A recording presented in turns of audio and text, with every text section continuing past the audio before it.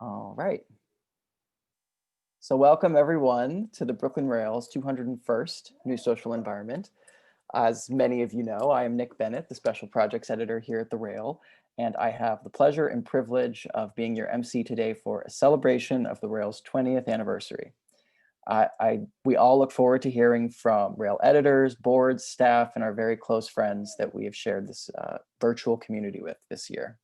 As always, we would like to begin by acknowledging the Wappinger, Canarsie, Munsee, and Lenni Lenape people of the Delaware Nation and Shinnecock Indian Nation, the traditional owners of Lenapehoking, the unceded land and waters on which we stand. Finally, the Brooklyn Rail stands in solidarity with the uprisings in response to the murders of George Floyd, Breonna Taylor, Tony McDade, Nina Pop, David McAtee, James Scurlock, Jamel Floyd, Ahmaud Arbery, Rayshard Brooks, Rhea Milton, Dominique Remy-Fells, Toyin Salau, Walter Wallace Jr., and countless others we've lost this past year and years prior to white supremacy and police violence in this country. We acknowledge that justice will come from the streets and from the nation demanding accountability and refuse to move on until Black Lives Matter in the eyes of the state. Before I introduce our first reader today, please join me for a brief moment of silence.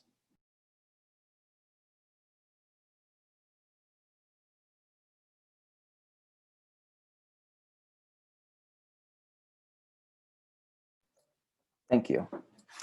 And now to kick off the celebration, I'm going to hand the mic right over to the publisher and artistic director, the captain of our ship, Phong H. Bui. Over to you, Phong. Thank you, Nikki. Thank you all. Welcome, dear old friends. Welcome, dear new friends. My name is, as Nick said, Phong H. Bui.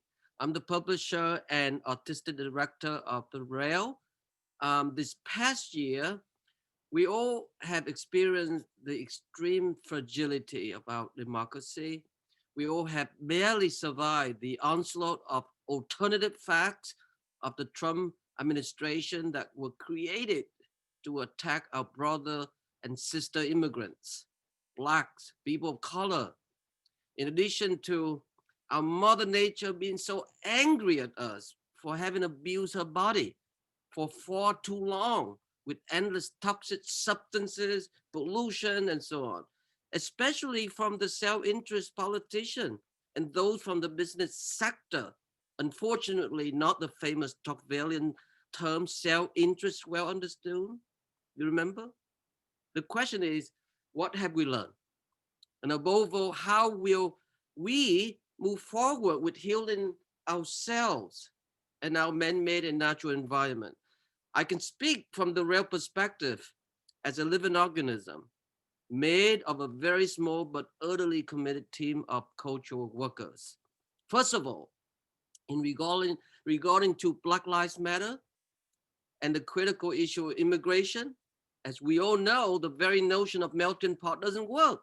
It just simply contradicts the very premise of American democracy. Dating as early as from Alexander Tocqueville to Ralph Waldo Emerson, from Walt Whitman to John Dewey, from James Bowen to Audre Lorde, Michael Harrington, Susan Sontag, Richard Rorty, and our friends, Anne Woodman and others are here, Lauren Bond, Noam Chomsky, Dr. Vandana Shiva, among endless others.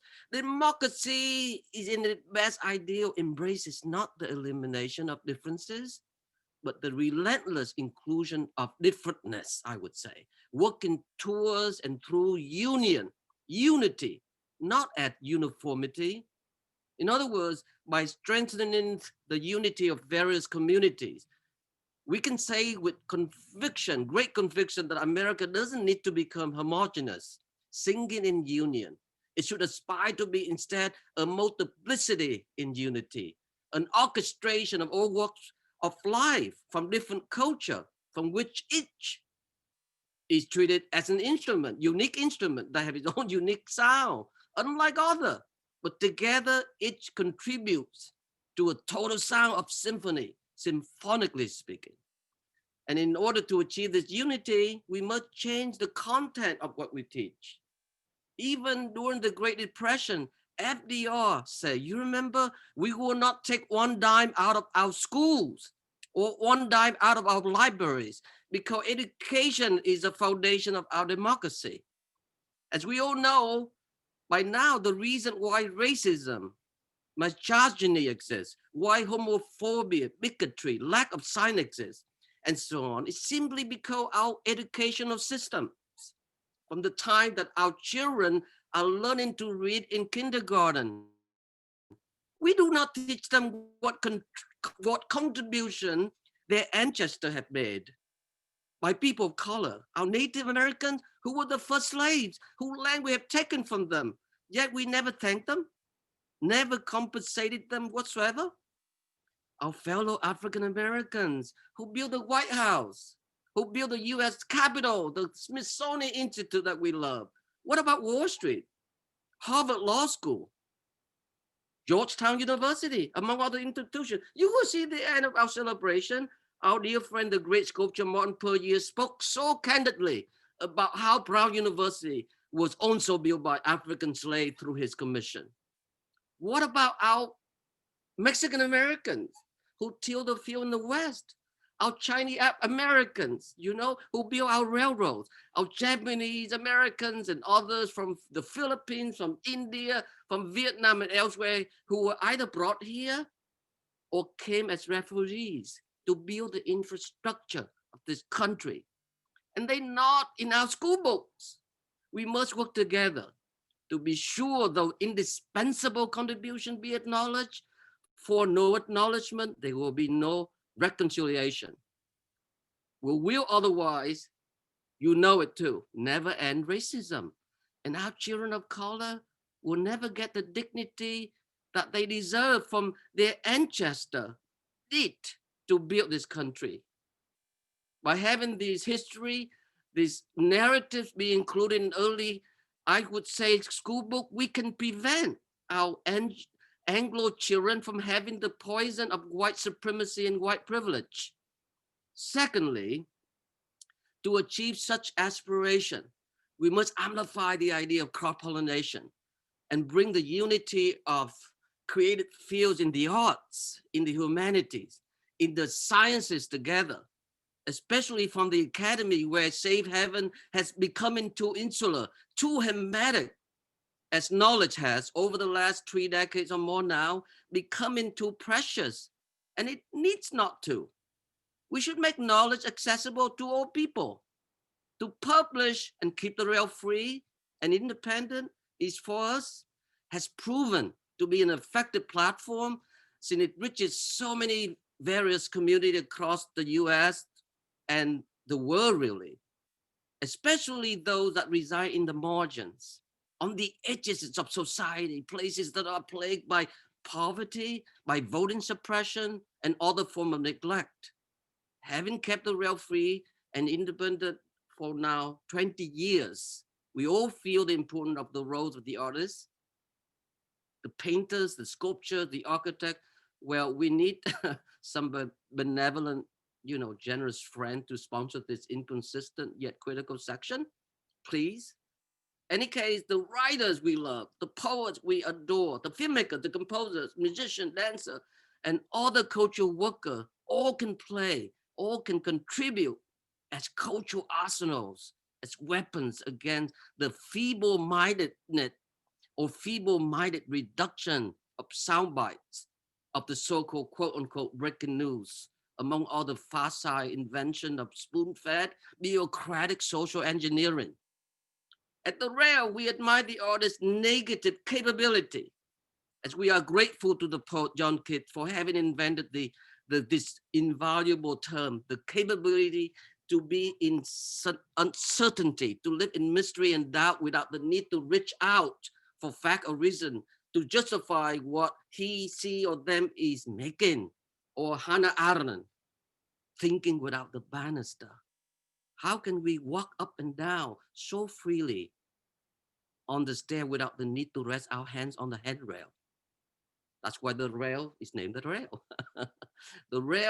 At the Rail, we believe the artists are examples par excellence of free human beings.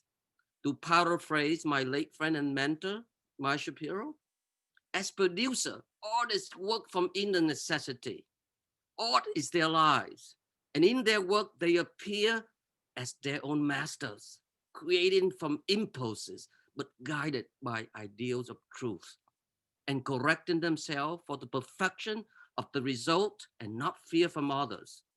Artist freedom can be therefore applied to the freedom of our fellow citizens, which are the condition of the latter's dignity.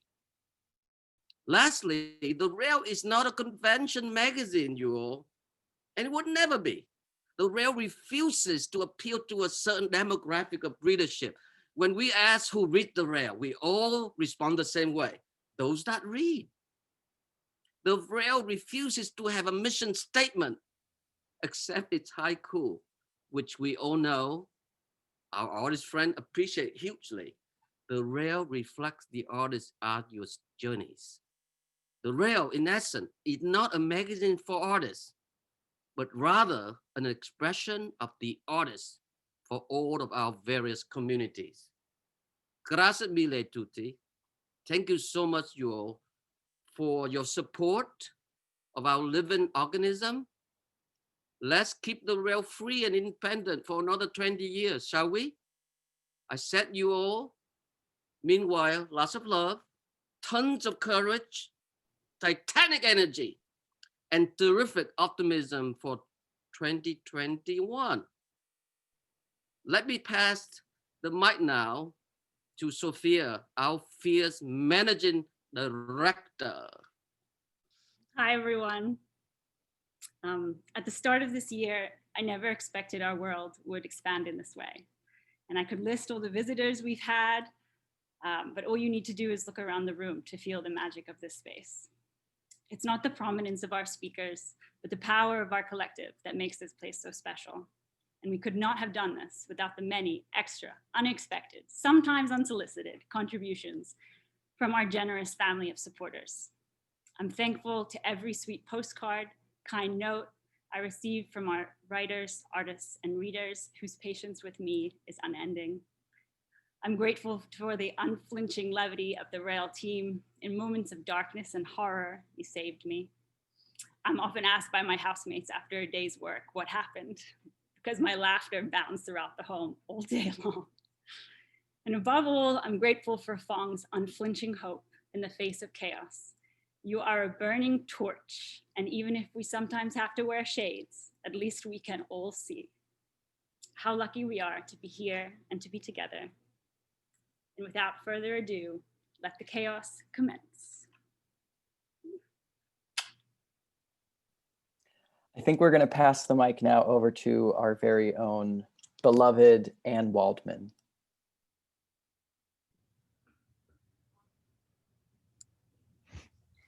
Thank you so much. Thank you for being the lifeline of these months and months, for being the antithesis reality.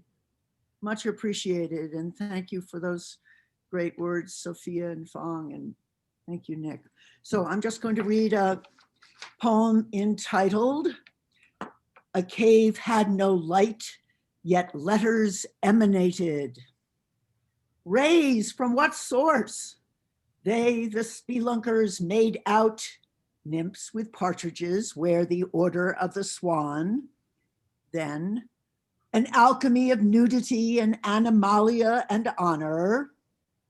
They marveled as string theory metastasized with more dark energy, as tentacular directions in the multiverse were revealing themselves. Cave was sanctuary, was laboratory, was sequester, was meltdown, was rage. Time and space are always ambiguous. But we knew that, they said, and turbulent and terrifying. An elixir shot in the arm, vision of bandaged angel mouth. Our world, night's solipsistic bubble. This is Fra Angelico at our beckoning, blindfolded deity on the cave wall, art and meditation in a gold-rimmed universe, and at its center, a death mask, tongue with heavy chain. didn't hear it coming. The dark plague year, born of bat on another turf's shadow, didn't see the affinity and staying inside the discs so long. This is a new world, another axis, not enough elucidation, not enough evolutional topical optimization of vibrating continuum to reckon, bond, tie, link.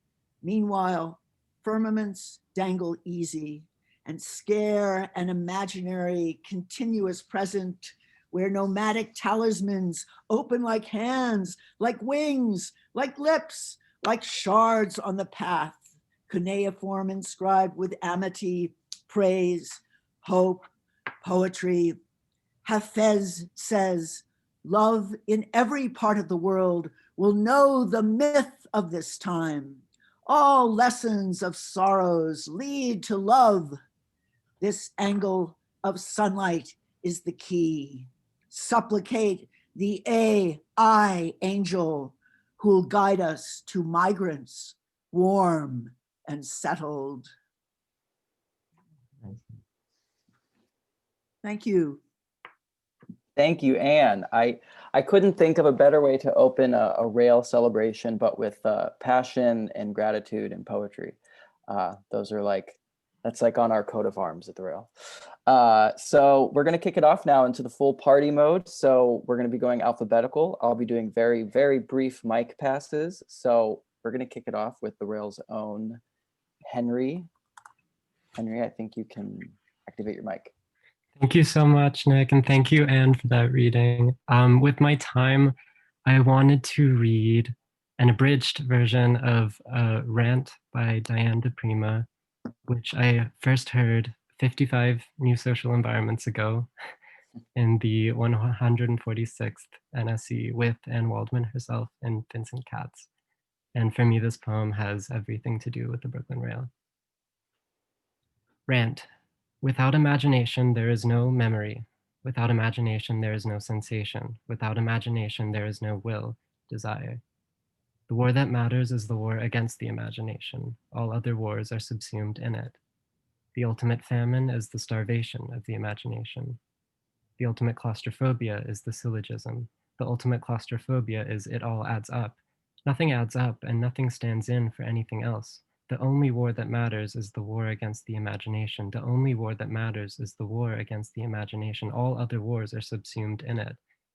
There is no way out of a spiritual battle. There is no way you can avoid taking sides.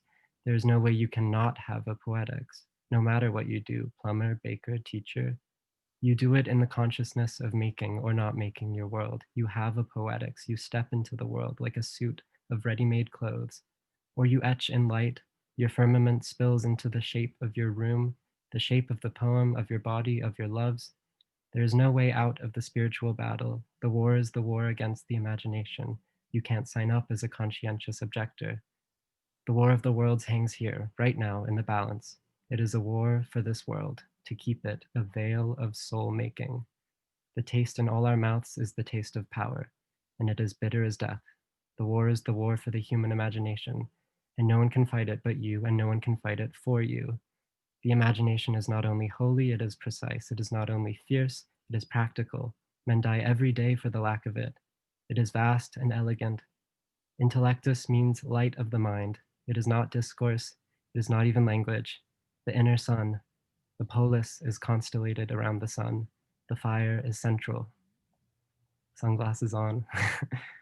I'm gonna pass it to Nick. Thank you, Henry. I'm gonna now pass the mic over to the lovely Candida Alvarez. Good morning. Good afternoon. Thank you. I'm going to be a little bit more improvisational, and I'm so honored and delighted to have been invited to participate in this. And I would just say that the word that comes to my mind is grateful, and it's a word that I've been holding on to for months and months, despite all the anxiety, despite all the sadness. It's been, and I'm so grateful to the community that I'm facing right now and to all of the listeners, because I think that, you know, in this is possibility, and it's also strength, and it is community. And in my mind, I've always felt, and in my body, that community lives within me. So wherever I go, it comes with me. And so it's never lost, right? It's like the trunk of the tree. And so I am, I mean, in many ways, to have my beautiful drawing by Fong in the Brooklyn Rail was like, whoa, it was like a key moment in March, and an unforgettable moment. And that energy, I think, has helped to sustain me the whole year, right? Because there's nothing guaranteed ever. But I have to say that I'm sure there are several of us in the room that have had friends perhaps faced with COVID in the hospital room, you know, and you're crying tears because you're not sure if they're going to come home. And not being able to see my family, you know, it's been very hard. But I feel grateful again, you know, for having the opportunity to be in the studio, to sort of to help me sort of transition during this time, and to share with you our passion and our mystery, right? I mean, we kind of understand how important that is.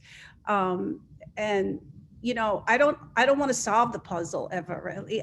You know, the mystery is what keeps me going. I'm never sure what the next step is going to be, but I am sure that there is going to be another step. I will myself towards that step, right? Towards that path. And so it keeps me going. So I just wrote a few little things here. So I don't want to forget to say, and that is, you know, creativity is everything. It is a possibility, but it's also mysterious. It's unavoidable, and it's fear and strength and power.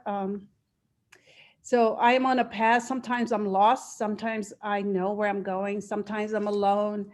And, you know, sometimes there are many other people with me. There's several generations and vibrations. And again, to reiterate, you know, community has to be with you, has to be inside of you so you can share it.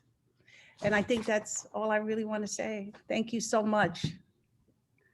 Thank you, dear Candida. Thank you for that beautiful, heartfelt sharing that with us. Next, I'm going to go over to Rail Regular, Natasha. Natasha, you should be able to activate your mic. Season's greetings from Montreal. I'm so delighted and honored to have been invited by Nick Bennett, Fong Bui, and Sophia Pedlo in an email last week to say a few words in celebration of the Rail's phenomenal 20th anniversary. I signed off in my reply writing, quote, "I'm really touched." 2 hours later, I stumbled upon the Rail's November 2019 issue dedicated to John Giorno and the publisher's message. Serendipitously, the theme of touch was highlighted by Fong with an excerpt by Peter Brook. And so, in their words, I would like to read about touch out loud to you. We're part of people and people are part of us, and we find ways to contribute and encourage the best or the better to survive the worst in the world of humanity. And that's what our work is about. So much can vibrate in one or two simple words. And for me, the word that is the most important in everything we do is touch. You can look it up in every dictionary what the word touch means. But in direct experience, everyone in any race, in every part of the world, of any age, would know when they experience a moment of wow, it's touch. That's how a true memory is ingrained on us and becomes vibrant and in the end, useful.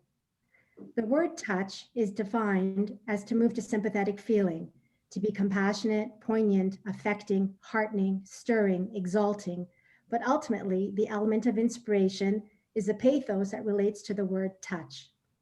It's true that every one of us has encountered at one time or another this feeling of being touched, be it by a work of art, a book we've just read, a poem read to us, a song we heard, a film or a play we saw, a person we know. In my own words, this wonderful community has added value and hope to my freelance life and enhanced my weekdays greatly in these COVID times since June 25, when I first came online. Thank you for being kind and genuine. Thank you for offering such rich programming. Thank you for your more than virtual presence. Every good wish to the excellent team at the Rail. Here's to 20 more years. Cheers. Thank you so much, Natasha. I'm now going to pass the mic right over to our dear friend, Susan B. Okay. Hi, I just wanted to, I don't see the screen share, but, oh, there it is. Okay. So in 2020, I was interviewed by Fong Bui, and he asked me about my painting Demonology, which was featured on the cover of the April issue of The Rail, where I was also really happy to have my portrait by him also in the same issue. And he asked me about the painting, and he said, it's your most graphically legible and flat among your paintings that I've seen for a while. And so I'm going to quote from myself from my interview. I said, the painting is based on James Enzor's self-portrait with demons. I painted myself in his place. And I remember clearly the feeling I had painting the demons. I realized they were friendly. I could relate to them. The demons are not fierce and disturbing in my painting, at least as how they're usually portrayed. This doesn't mean demons are not capable of evil. They are imagination of evil doings. What I explore in my paintings is how we coexist with evil. We never escape it. The demons are our companions and our fate is beyond our control. But now I want to add that I'm extremely grateful to the Rail staff for keeping hope alive in these terribly dark, alienating, and dangerous times. And the support and the dedication of the staff for our community has been extraordinary. I appreciate everything the Rail has done. And also, as an artist, being part of this extraordinary community has kept me going and has inspired me to keep working when it seemed like there was no future to look forward to. So I want to say that the Rail reflects the best of Brooklyn, where I also live. And I want to thank you and hope for another 20 great years. So thank you. Thank you so much, Susan. Alphabetically speaking, I'm next, and I will share a few brief words. It's hard to try and keep it all within 2 minutes, but I recall Fong sharing a few years ago that Jonas Mekas, Louise Bourgeois, and Joseph Cornell all shared a birthday, and that they would celebrate their birthdays together every year on December 24th. And I'm thinking of ancestors, and Fong mentioned that word, and I'm thinking of the ancestors of the Rail and people that I'm grateful to, and just kind of paying respect and homage to all of those people that led us to this moment. And a quick little story is I remember when I first came to the Rail about over 3 years ago, one of my first jobs was to send out all the invitations to Fong's sort of famous September party at his house. And I remember being excited and kind of starstruck by seeing Jonas's name. And when he got to the party, he was talking to everyone, and he was engaged with everyone there, and he was in his 90s. And I remember thinking, if I make it to 90, I am going to still party and talk and hang out with all of the different kinds of artists and people. And I very much think that that's what we always try to maintain here at the Rail. So I want to just say happy birthday to Jonas and to Luis and to Joseph. I'd like to think that they're all sort of, like toasting at a cozy bar in Manhattan somewhere right now.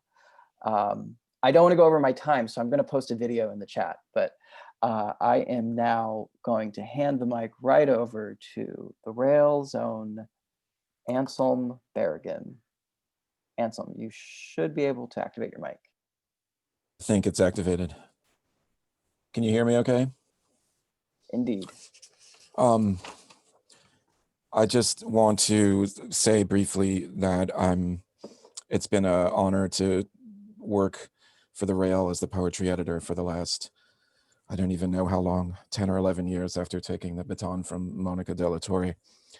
And what I especially appreciate about the Rail is its autonomy and the way that extends out to each section, and particularly to the poetry section.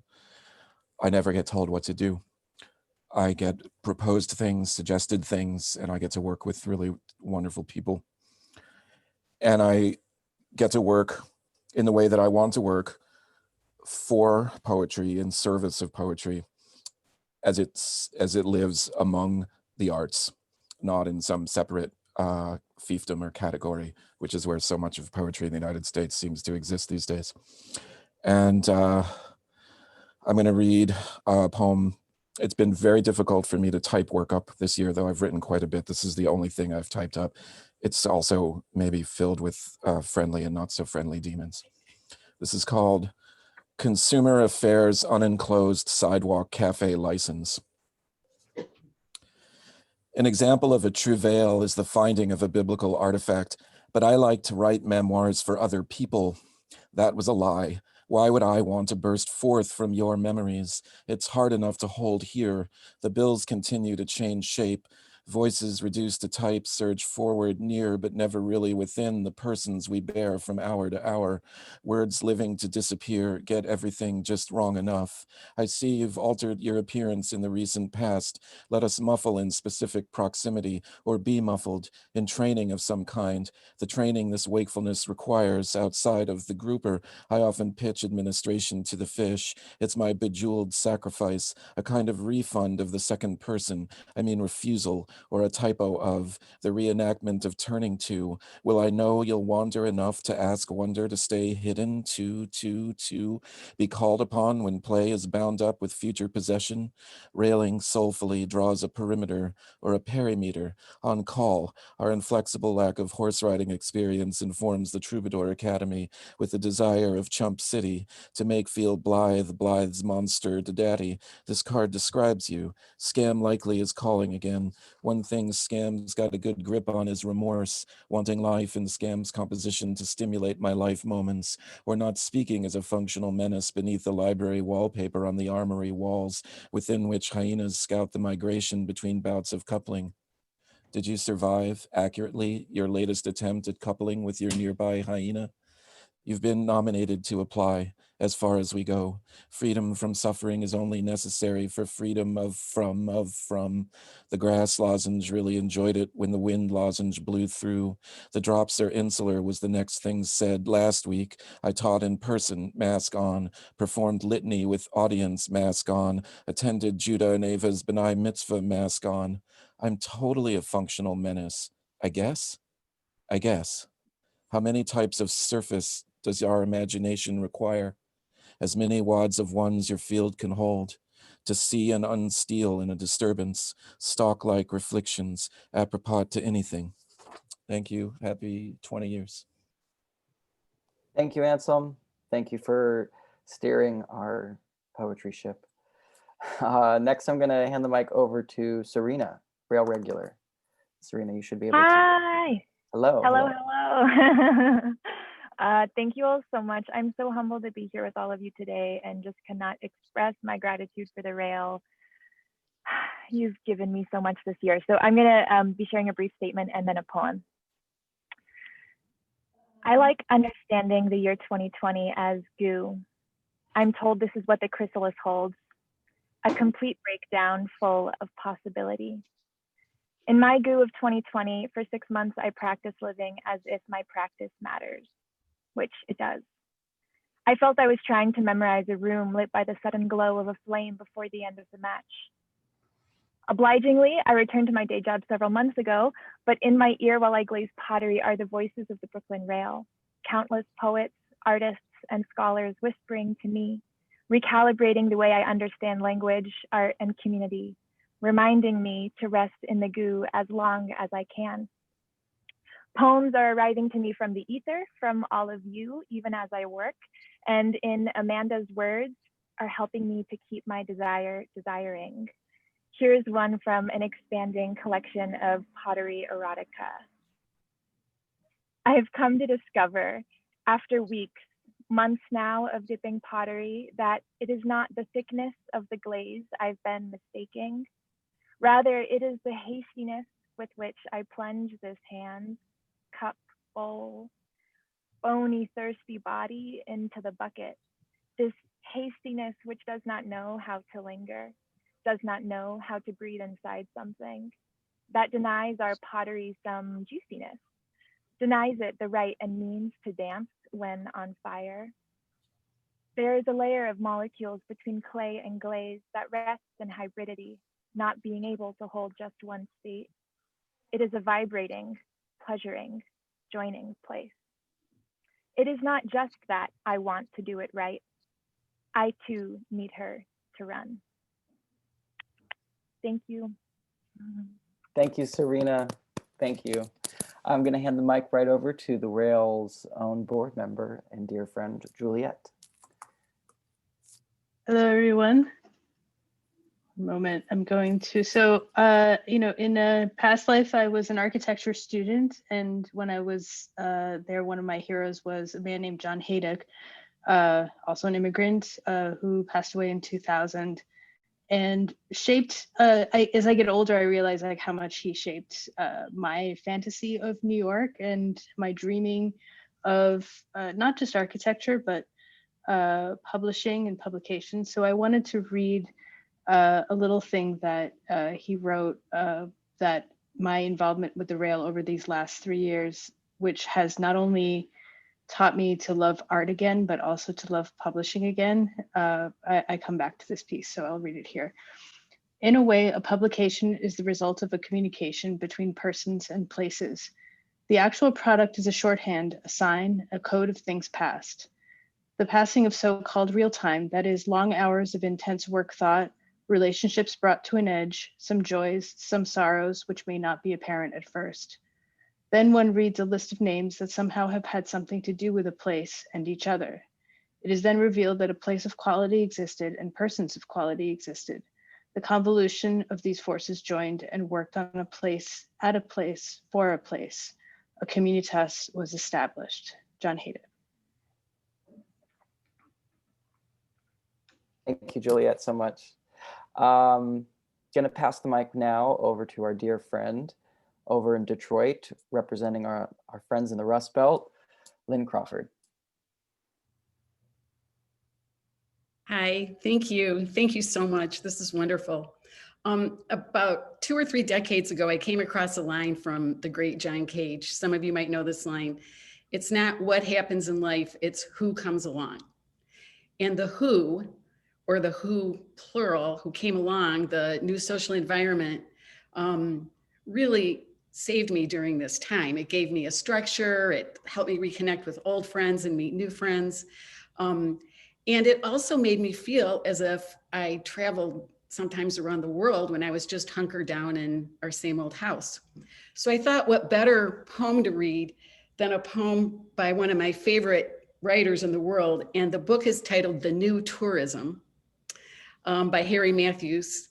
And the poem is The New Tourism by the late, great, wonderful Harry Matthews, because that's what these felt like a new kind of a tourism. Where is it I came from? And where is it I'm stranded? Part of the maps is black, and the rest's in borrowed language. I have nothing to wear, and shops won't take my money. Kids have buckled my knees, and blear has filled my eyelids. Iron lips are slick, and burning books are sunny. But I can't see the point of the busy, wizened creatures. Why think of fear as placid foreign features? Strangest are the tears of the busy, wizened creatures. Where is it I came from? And where is it I'm stranded? Part of the maps is black, and the rest's in borrowed language. Thank you. Thank you so much, Lynn. Next, we are going to go over to my colleague, Emily, who has been leading radical poetry this year for us. Over to you. Hi, everyone. I'm Emily. I'm a Rail PA. Yes, I have been helping coordinate the radical poetry reading series so far, and it started in October and has really kind of been like a beacon in the middle of every week. I have so much gratitude for all of the poets who have been a part of curating the series and reading and making it so incredible. A lot of you are here today, but I think it's been like over 100 people. But it's been a very beautiful space to witness and be a part of.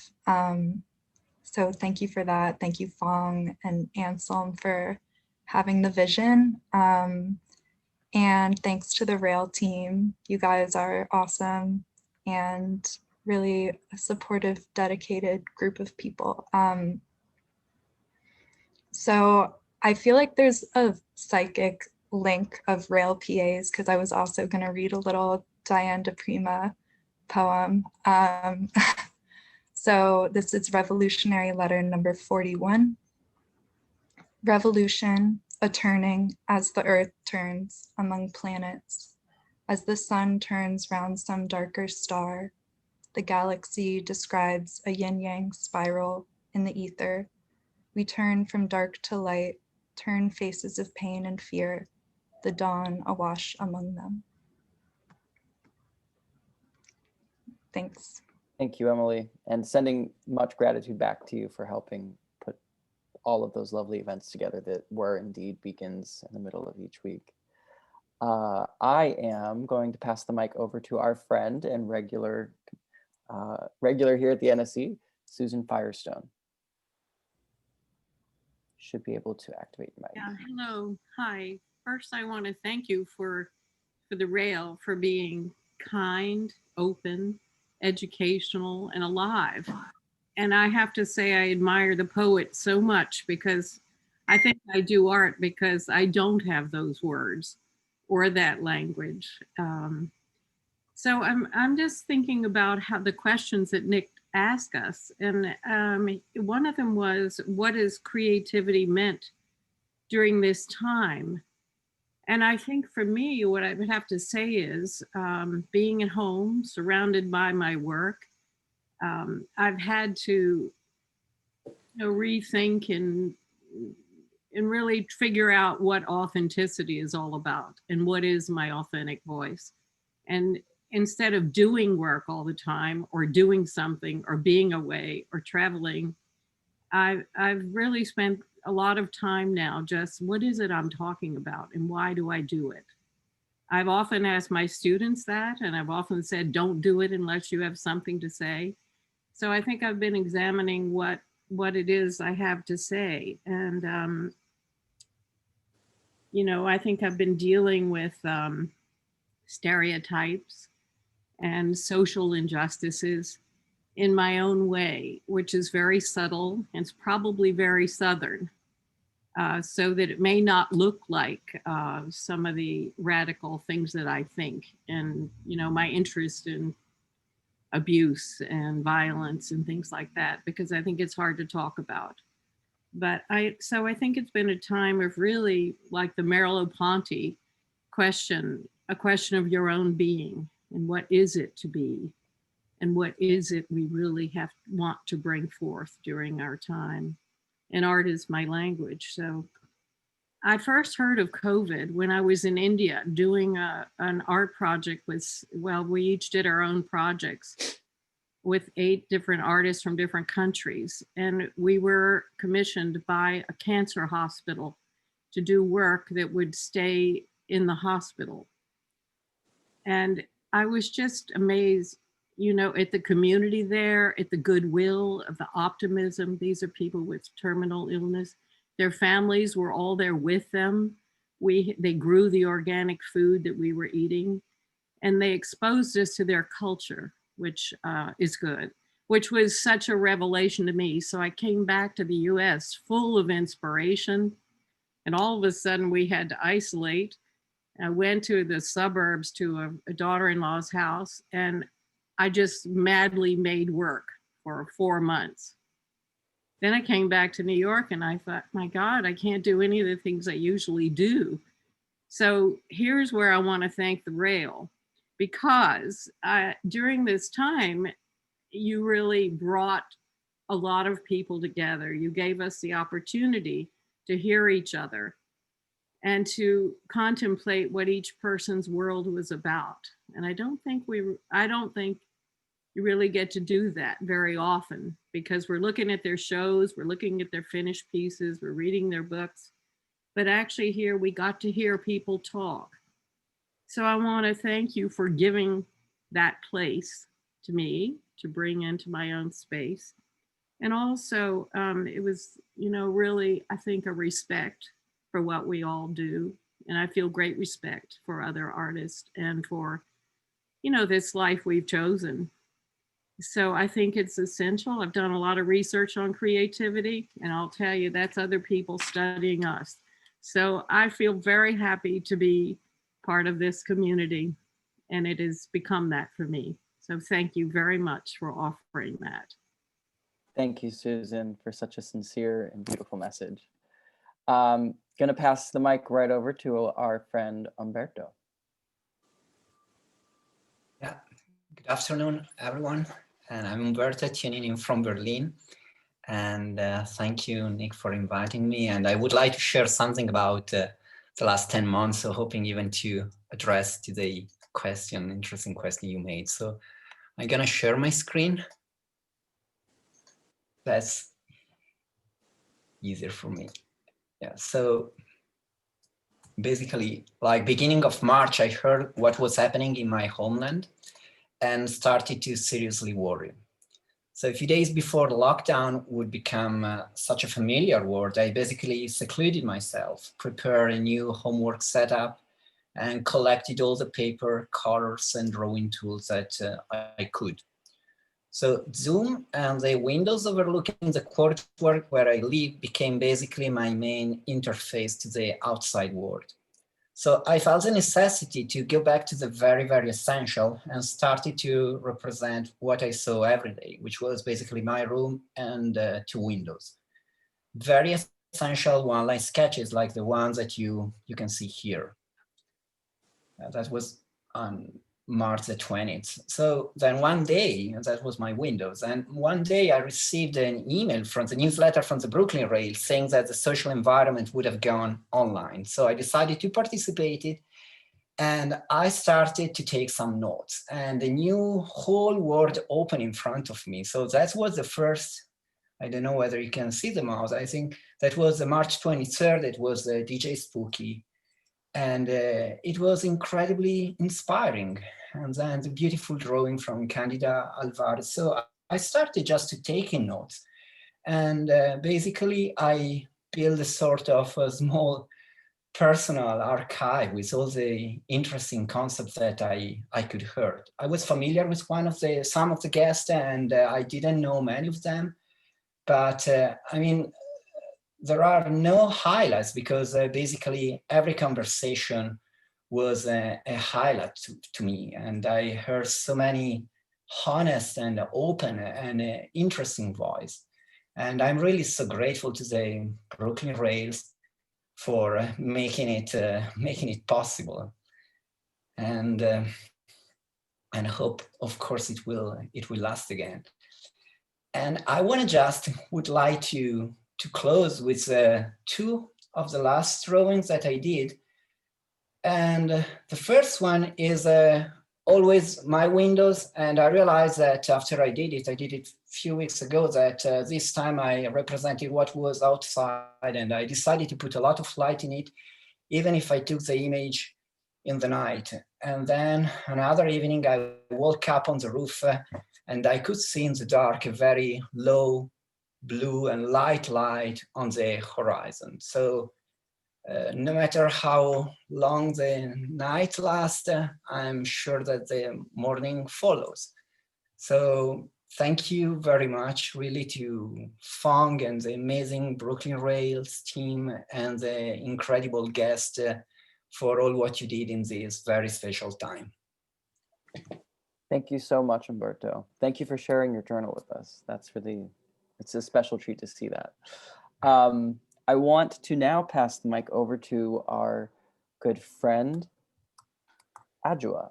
Adjoa, you should be able to activate your mic. Hi, everybody. Thank you. I'm so glad to be in this room. I'll call it a room. I think we've made it a room by now. And yeah, I'm just, I want to let the Rail know, I keep saying this kind of every time I have a chance to tell you all, I say how important the NSE has been. But I realized something listening to Fong today and listening to Sophia's opening remarks and just feeling the warmth of the power of your inclusion, of being included in this, Nick. There's, you know, as Fong was speaking, I was just like, I want to be just like that, you know? I want to be just like that.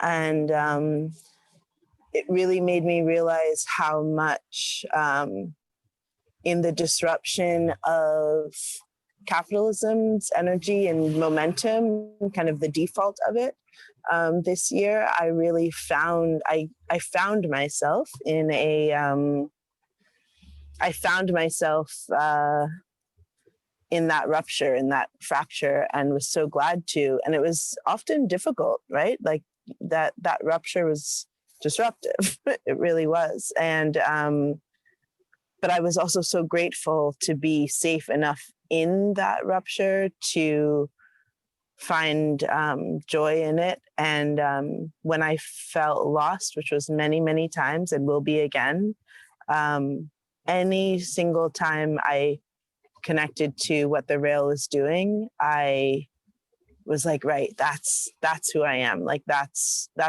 who I belong to. That's the community of people who who register the stakes of life in the same way as me. And so it's really grounding. So I just want to say that specifically and share a 1-minute poem.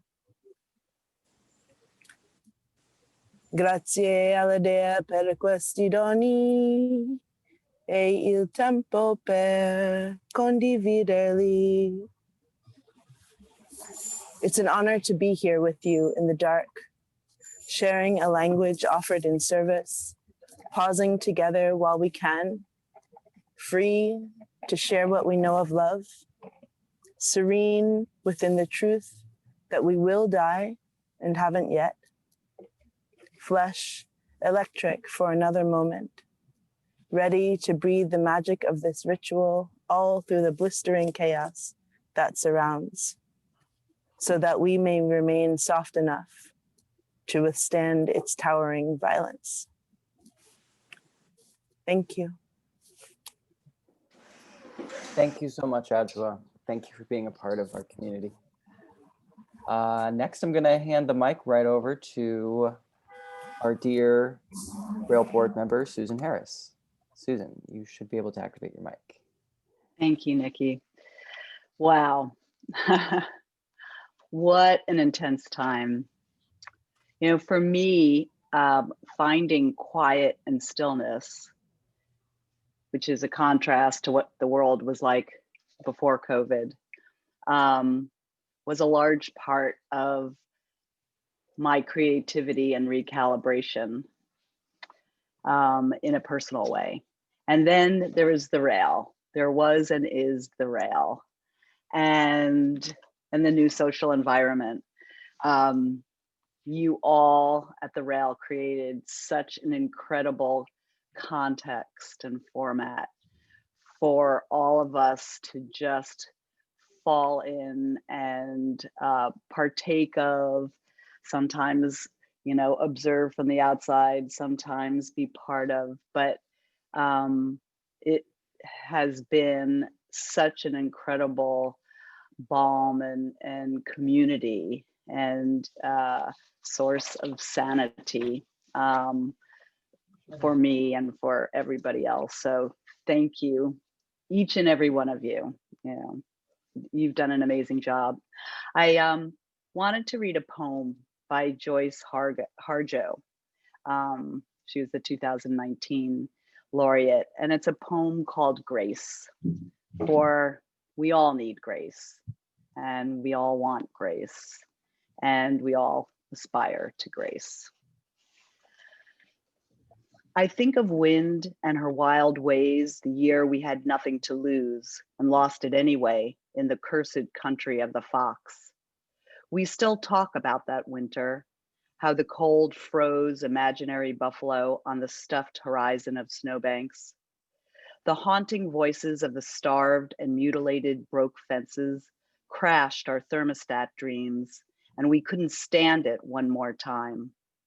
So once again, we lost a winter in stubborn memory, walked through cheap apartment walls, skated through fields of ghosts into a town that never wanted us in the epic search for grace.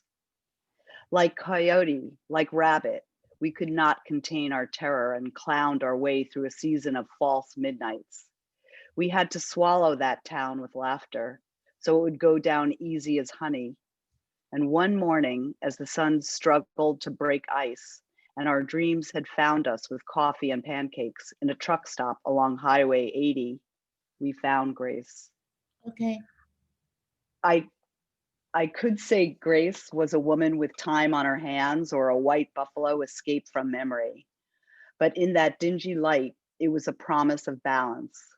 We once again understood the talk of animals, and spring was lean and hungry with the hope of children and corn. I would like to say, with Grace, we picked ourselves up and walked into the spring thaw. We didn't. The next season was worse. You went home to Leech Lake to work with the tribe, and I went south. And wind, I am still crazy. I know there's something larger than the memory of a dispossessed people. We have seen it. Thank you so much, Susan. That was beautiful.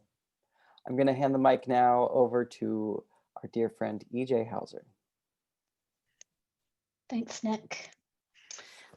Thank you and gratitude to Fong and the Brooklyn Rail for 20 years of radiant dedication to our community, a pursuit that enlivens our hearts, expands our thinking, and deepens our spirit. Today, I offer words taken from the preface to Walt Whitman's first edition of Leaves of Grass, published in 1855. Whitman was a poet that believed in the connectivity between past, present, and future artists. He loved the possibility of America and democracy. He hated inequality and violence, and he revered the power of nature in the human body. So here it goes. This is what you shall do. Love the earth and sun and the animals. Despise riches. Give alms to everyone that asks. Stand up for the stupid and crazy. Devote your income and labor to others. Hate tyrants. Argue not concerning God. Have patience and indulgence toward the people. Take off your hat to nothing known or unknown, or to any person or number of persons. Go freely with powerful, uneducated people, and with the young and with the mothers of families. Read these leaves in the open air every season of every year of your life. Re-examine all you've been told at school or church or in any book. Dismiss whatever insults your own soul, and your very flesh shall be a great poem and have the richest fluency, not only in its words, but in the silent lines of its lips and face, and between the lashes of your eyes, and in every motion and joint of your body. Thanks, everybody. Thank you, EJ. Thank you for sharing that. We are now going to pass the mic to an undisclosed location on the road. Malvika Jolly, my colleague and Common Ground leader, is our next speaker. Malvika, I think you can activate your mic. I'm here, I'm on. There you are, great. Thank you, Nikki, and thank you to everyone who's spoken before. I'm Malvika Jolly with my beloved comrade, Nick. I co-pilot the Common Ground, which has been sort of our more politically and social justice themed series, but I'm not going to talk about that. If it's all right, I'm going to be a little bit sentimental about my queer elder, Sheila Pepe, who I have met through the New Social Environment. So bear with me. So in the 81st New Social Environment, Sheila Pepe described the telephone at Beatles Lunch, the lesbian restaurant in Boston she worked at after coming out. And Beatles Lunch sounded very utopian, kind of originally a women's separatist collective that failed, but failed upwards in the right direction, long enough to become a place that welcomed her and all her pals who wanted a place of their own, where they cooked only what they liked to eat and talked and took the time to have philosophical conversations in the kitchen during the lunch rush, just because they wanted to. And at Beatles, the telephone they shared was a payphone on the wall, and the way you made calls was with a big bowl of dimes that would sit by the phone. And this image of the restaurant, as well as of the payphone with its communal bowl of dimes, has stuck with me a lot over the past 6 months as we do these daily Zoom conversations, both because it is kind of collectivist and communal and kind of punk rock and anti-capitalist, like the pulse behind so much of what we aspire to do here at the Rail. But also, because by way of this old school hack for circumventing landlines and their charges, people could always call into the restaurant at any hour, and the dykes in the back were always ready to receive. The way she talks about the restaurant, it's both sort of the center, a kind of chosen family home, and the frontier at the same time. This year, I've wrestled with a lot of questions and been pleasantly surprised to find I'm more surrounded by interlocutors, mentors, teachers, queer elders, intellectual crushes, and kindred friends than before. All of you here, and then so many more, always someone open to channeling the intoxicating wisdom I've grown so used to sharing in. The joy of the NSE is the people, and I'm so happy to have spent this year taking frantic notes on so many smart and useful things you have said in the space of these conversations, in the pre-checks or in the emails that followed afterwards so indulgently. So I'm going to share a couple of those notes and then pass it on to Deanna. One question I've wrestled with a lot this year is my relationship to whiteness and white supremacy. What does it mean to commit to opting out of those rooms and spaces when I must still live and work and commute within them? And in this regard, I've been soothed and incensed by the sage words of Zavaria Simmons and Judeka Akunyili Crosby, Turkwase Dyson, Shazia Sikandar, and so many more, who have reminded me that institutions cannot love you, but you can also never feel lost in them if you are already embedded in the spaces where you are loved. And that is where all the real wealth has been all along anyway. So fuck them. Another question is of pedagogy. I've been feeling really lost, trying to sort out how to be in the world, writing and thinking and loving and interrogating with other people rather than in ways that feel kind of individualistic or come from the ego or involve having to go to grad school if I can help it. And on this topic, I've been heartened by Mackenzie's work on how the most exciting stuff always comes from the para-academic realm anyway, from the fringes, and that the people doing the good work don't always get to be in the university, but are almost always in the streets. On the question of what an ethical workplace in the modern day looks like, a place where people are trying their athletic and Olympian best to be kind, to learn new things from one another, and to have wide mercy for one another as well. I have found my answers doubly, triply, and they've come in the form of Nick Bennett. Nick, your deep humility and softness and patience. They've come from Sophia Pedlow in your grace and support while you spin plates and juggle the world. In JC, in your brilliance and deep rigor with language, theory, ideas, and care. In Charlie for your good humor. In Anya Bernstein for deep competency, so deep it is an artistic practice. From Georgia Willis, who deserves like a Netflix comedy special. And so many more. I've also learned the extent of our pre-existing communities and what can happen when we fling open the doors and windows to one another. On the question of how to listen and how to ask good questions, I have found Amanda Gulibizi, Jason Rosenfeld, and the formidable and incandescent Yassi Alipour, who has also taught me how to not take small grievances too seriously, to always remember Fred Moten, and that the building is burning, and that we are running into the burning building, grabbing up everything we can carry and running it all the way out. So it's been an absolute riot, which is to say it's been a deep privilege and pleasure to find myself running alongside all of you fine folk and comrades this year. Thanks for having me and for letting me call you on the phone every day. And now passing it back to Nick, the mic for Deanna. Thank you so much, Malvika. That was just beautiful. And it's been such a deep, deep joy and pleasure to work with you. as we said, we're going to hand it over to to Deanna now. Deanna, you should be able to activate your mic. Yeah, thank you so much, Nick and everybody. It's really great to be here. I'm very honored. I took Nick's questions in the email to be kind of a homework assignment. So here's my, I'm going to say a little statement. First, happy anniversary, 20 years to the Brooklyn Rail. That publication has been operating for just about the same amount of time that I've lived in New York. And although I've always admired it and picked up a print copy fairly often, I never was able to attend any live events, and mostly because I was inconveniently located. But with the advent of pandemic-induced isolation measures, the Rail's new social environment really was a life-buoying daily habit for me, and I think for many others. So I want to convey my really deep heartfelt thanks to reiterate how meaningful this project is. For a while in the summer, I was tuning in almost every day, and I kind of felt like somebody who crashed a party but was welcome anyway. I've never met any of you in person, but I feel like in some ways part of a really wonderful family. And after a few months, my schedule changed and I could no longer maintain this daily fix. But I deeply appreciate the labor and care that you've all put into the creation and maintenance of this community. My comprehension of creativity has expanded greatly to apply to much more than a personal artistic practice or solving problems at work. For me, the meaningful creativity is what we do every moment of every day in every aspect of our lives, in how we view the world and how we can change it. Creativity is also collective and shared.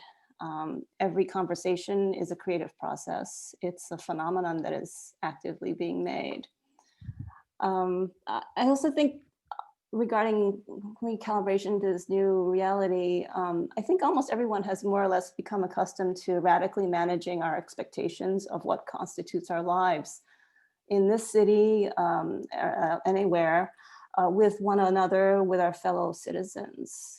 During the past several months, I finally learned how to meditate after many years of casual interest. The timing and conditions of a vast societal interruption happened to be ideal for beginning a contemplative practice, and it's definitely saving me from completely breaking down. And my concept of community has expanded and become so much greater. It's more broad, more fluid. It can transcend physical borders. Prior to this year, I didn't interact much with people over video chats like FaceTime or Skype, except for occasional job meetings. And now I understand and highly value the meaningful connections that can be made and maintained over electronic interfaces, and how the interactions can radically improve accessibility and significance. So the Rail's new social environment has really helped me to realize a lot of these thoughts, for which I'm really thankful. Thank you so much, Deanna. It's been such a joy. There are so many endless Q&As where, it was always great to have a question come in from Deanna. I am now going to pass the mic, or I'm sorry, Deanna, okay, gotcha. I'm going to pass the mic now over to the glimmering, Helen Lee. Helen, you should be able to activate your mic. Here we are. Are we good? Hi, everybody. Perfect. How's it going? Amazing. Perfect. Okay, great. Can everyone see me? Yes. Camera one, camera two, camera one. Are we good? Okay. It's great to see everybody here today. So many great accomplishments, projects, amazing moments this year. Did you guys see Bill Murray as Job in Theater of War? He was, well, anyway, I just got back from physical therapy. So if you smell something like a cross between Bengay or Tiger Balm, it's me, actually. So just wanted to let you know about that. I have a cervical spine injury, And first, I wasn't allowed to meet people indoors early on during the pandemic. And now it's too cold to meet outdoors. And now my doctor's telling me I have to limit my screen tech time, which is why, Nick, I missed your email about what this was supposed to be. So I'm just winging it. I thought this was a Christmas party, and I came to like party. I thought there was going to be a DJ and all that stuff. So can't meet anyone, can't be on the screen as much. What's next? What's left? So I'll tell you, it's drugs. I'm on a little bit of medication, not a lot, just a little bit of Tylenol, a little Advil, maybe a little Vicodin, some few other things, just a little. So anyway, so 2020, phew, what a year. I officially joined the Brooklyn Rail community just in time. Did anyone even imagine that this was coming? I remember seeing those historical photographs from the pandemic of 1918 with the nurses in their perfectly starched uniforms, with their cute little caps and their white masks, thinking, how quaint, how old-timey masks. Couldn't they have thought of anything more effective? And here we are, 100 years later, except we didn't prepare. Our nurses didn't have enough PPE early on, and some of them had to wear large black garbage bags, and now we're all wearing masks. So not so old-timey anymore. But weirdly, I've been thinking recently, since I can't binge watch Netflix anymore, that as hard as this year's been, looking back, it kind of went quickly, or at least in a blur. And I think that's because there were no time markers that we expect. We didn't get to travel. We didn't get to go to our cousin's wedding or help celebrate our friends' birthdays. And now that we've passed the winter solstice and the new year is around the corner, vaccines are rolling out, and a new administration is about to take over. Don't forget about the Senate seats in Georgia. I'm thinking we might be able to see a little bit of a light at the end of the tunnel. And there's still plenty of tunnel to go through, and there's going to be some tough times ahead. But this time next year, things may look a little more like what we consider to be normal. So I'm starting to think about a time when this is over, after we've had a chance to process all our emotions, many layers of emotions, what we mourned collectively and individually.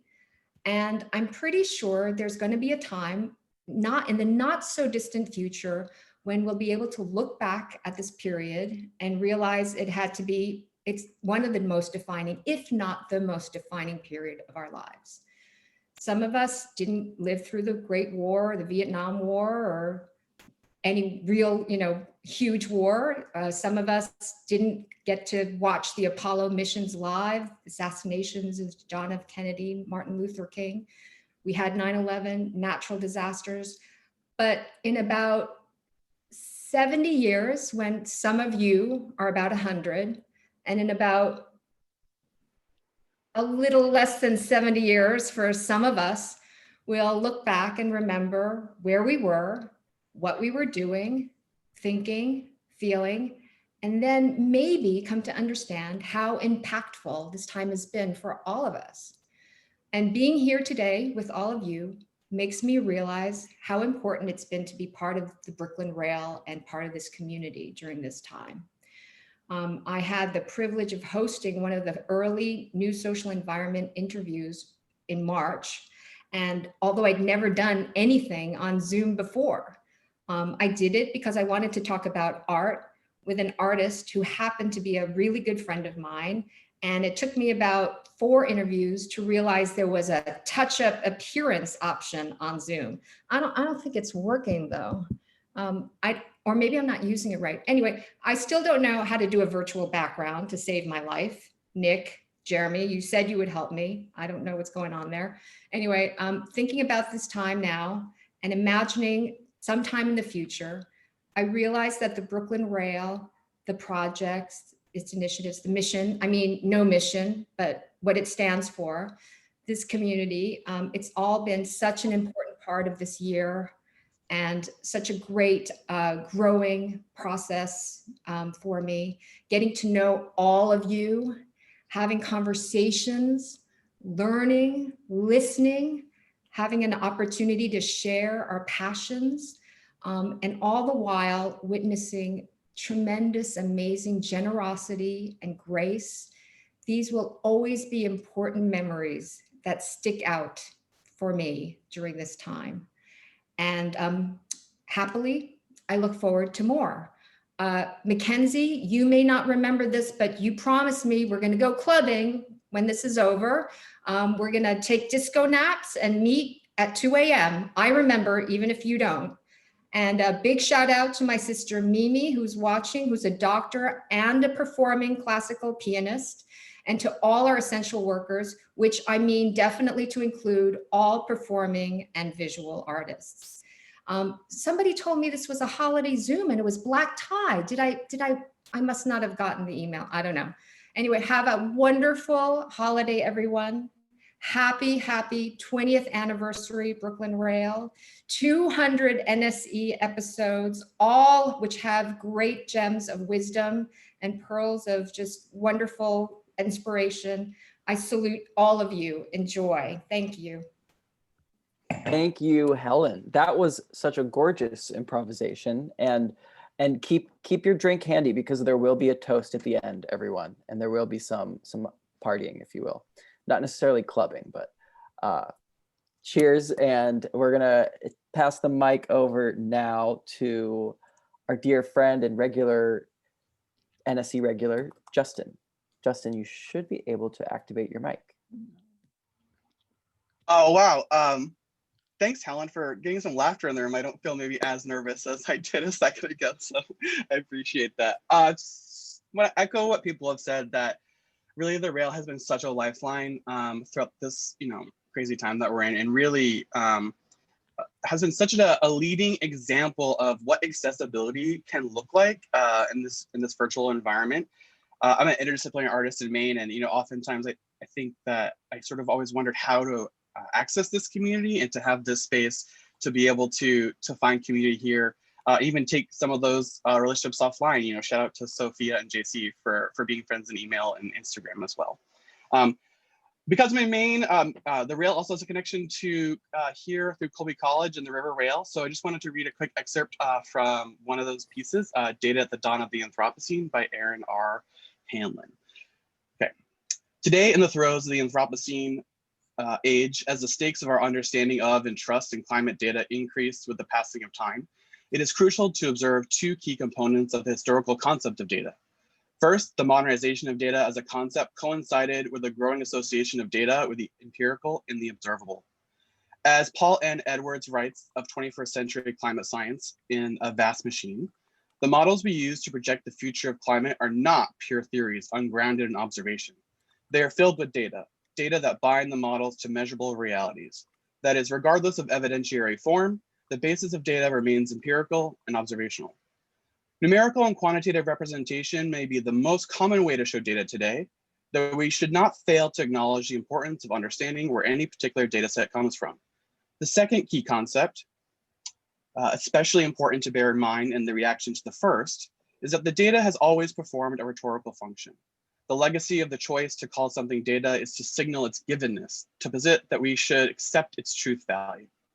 Appeals to data therefore have a double edge. They ask you to accept something as a given, as factual, as unquestionable, but they also tend to come with a tacit presupposition that the given X, a particular response, should logically follow.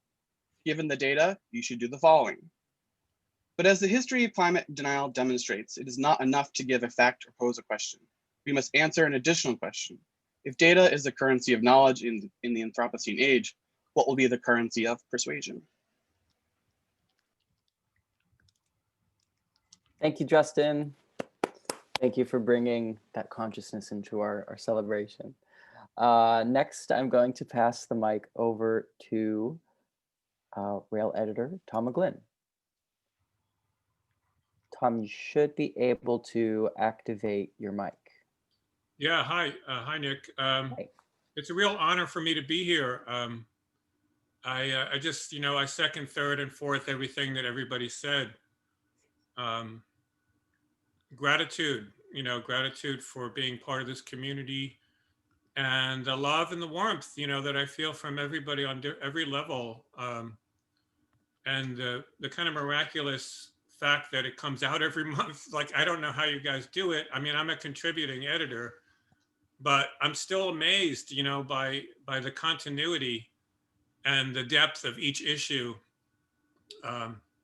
seeing as I'm kind of a tangential, I'm in a tangential kind of situation. Anyway, with regards to Nick's questions about, you know, like this period of COVID and everything, I was thinking about, well, I was casting around for ideas, and I'm also going to quote Fred Moten here. There's a mashup of a couple of his kind of lexical genius. And so I came up with the incalculable generativity of the anarchic principle of creativity and exhaustion. So you know, this idea of creativity and exhaustion, I guess you can also think about, you know, Beckett, try, fail, try again. That exhaustion is just it's part of a cycle in the creative cycle. It's not the end, but it's actually, you know, the will towards exhaustion might be exhaust all your possibilities and then learn something and then do something else. So I think that's how I've kind of dealt with, or not dealt with, but just experienced this kind of period. It's been kind of very generative in a sense of,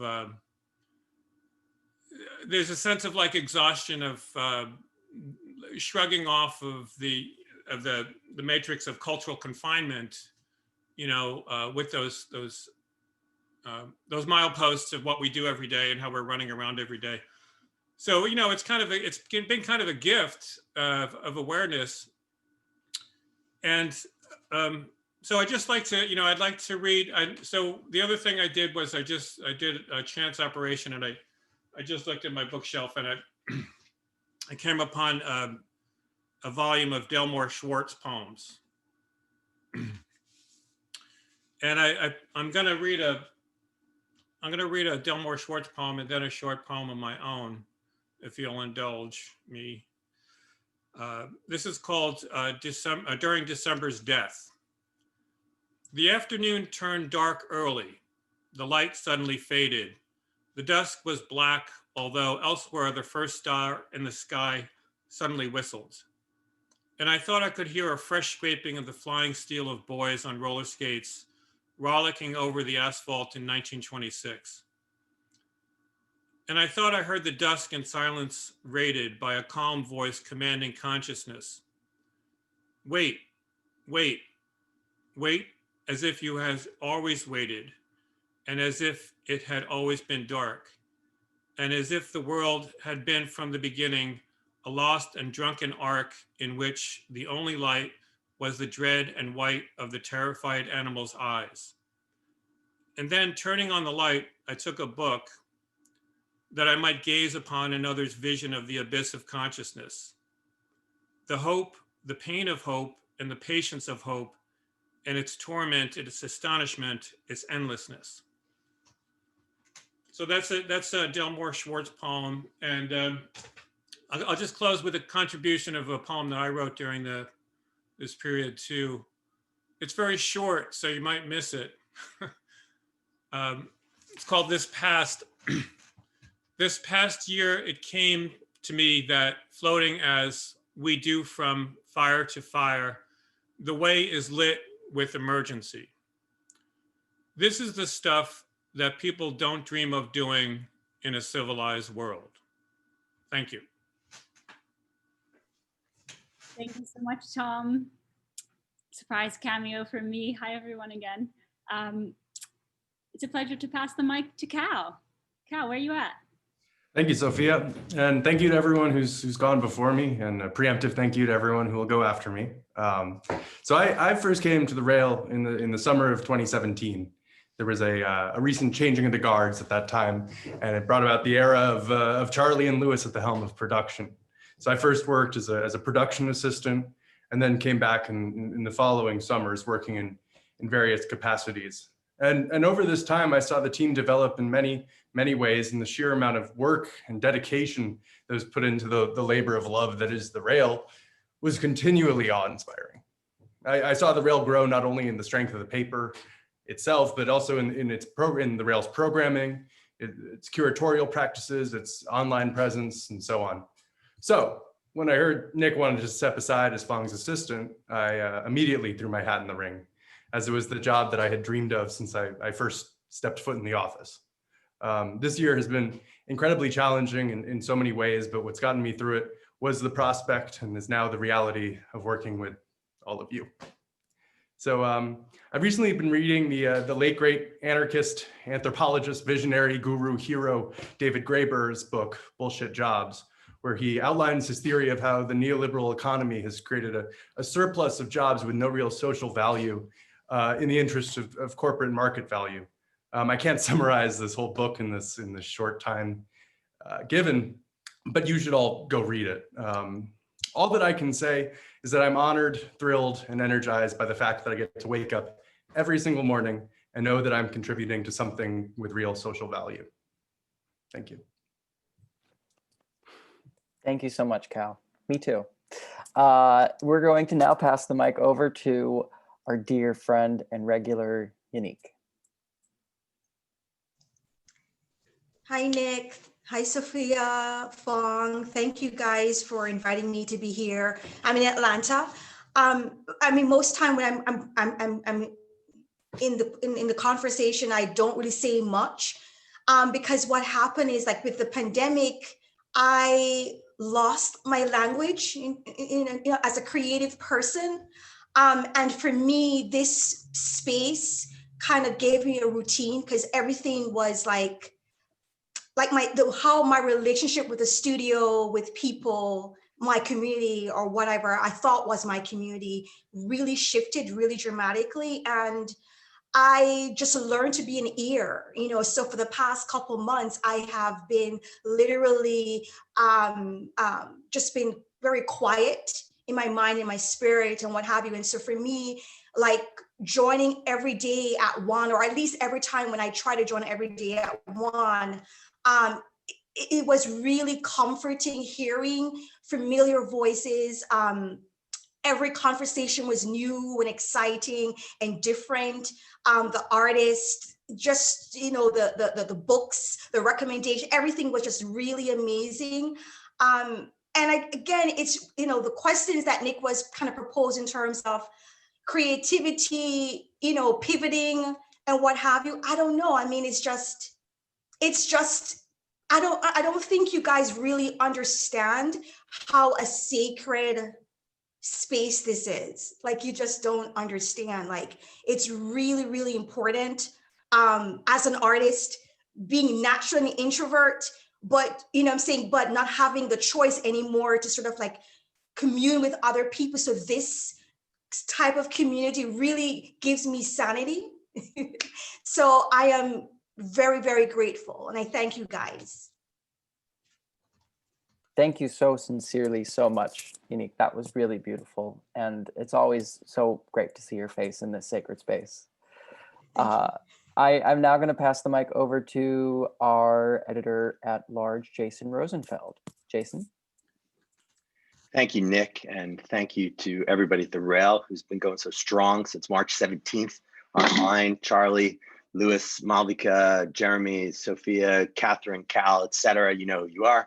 And also thanks to my great art scene editors, Anna, Amanda, and Sarah, who are amazing. And I mean, just look at every issue, how many reviews we put out every issue.